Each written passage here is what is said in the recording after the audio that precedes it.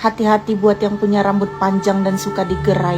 Ada sosok yang gak suka dan bakalan ngikuti kalian sampai ke rumah. Ini terjadi sama teman ngajiku dulu. Dia punya rambut panjang sampai ke perut. Rambutnya lurus dan jatuh. Dia suka menggerai rambutnya dan paling gak suka kalau rambutnya dikuncir.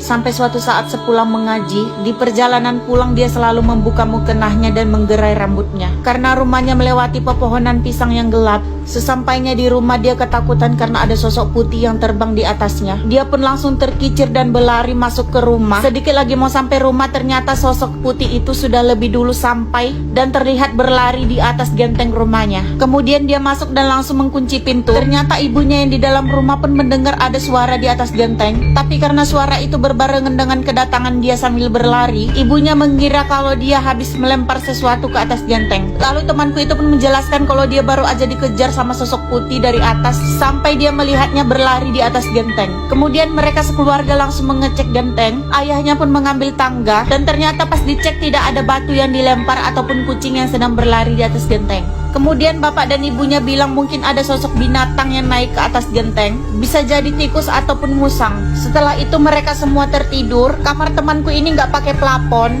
langsung kelihatan genteng di atas. Terus ada kayu yang menopang genteng tersebut. Kemudian dia terganggu karena kondisi lampu yang nggak stabil. Lampunya seperti ada yang lewat, terkadang terang, terkadang gelap. Kalau kita tutup mata kita pasti tahu kalau lampu sedang kerlap-kerlip seperti ada yang lewat, melewati lampunya berulang kali. Pas dia buka mata dia langsung tercengang dan gak bisa berkata-kata karena ada sosok putih yang bergantung di kayu penyangga genteng tadi sambil berayun-ayun dan rambutnya menjuntai sampai ke bawah. Tapi posisinya menghadap belakang. Dengan sekuat tenaga temanku berusaha bangun sambil membaca Al-Fatihah, dan saat dia duduk dia langsung melangkahkan kakinya keluar kamar, masuk ke kamar ibunya sampai ibu dan bapaknya terbangun. Kemudian mereka mengecek lagi ke dalam kamarnya. Ternyata udah gak ada apa-apa di sana. Tapi dia udah gak berani lagi tidur di kamar itu dan dia minta tidur sama ibunya. Setelah itu bapaknya pun pindah ke kamar yang dia tempati tadi. Dia tidur bertiga sama ibu dan adiknya. Kemudian pas dia lagi berusaha memejamkan mata, dia mendengar suara cicikikan dari jauh. Suaranya samar-samar dan dia coba memperhatikan dan mendengar suara itu. Dan ternyata ibunya juga mendengar suara itu. Kemudian ibunya langsung menggoyang badannya. Dia pun terkejut dan ternyata saat dia membuka matanya, ternyata yang menepuk badannya itu adalah ibunya.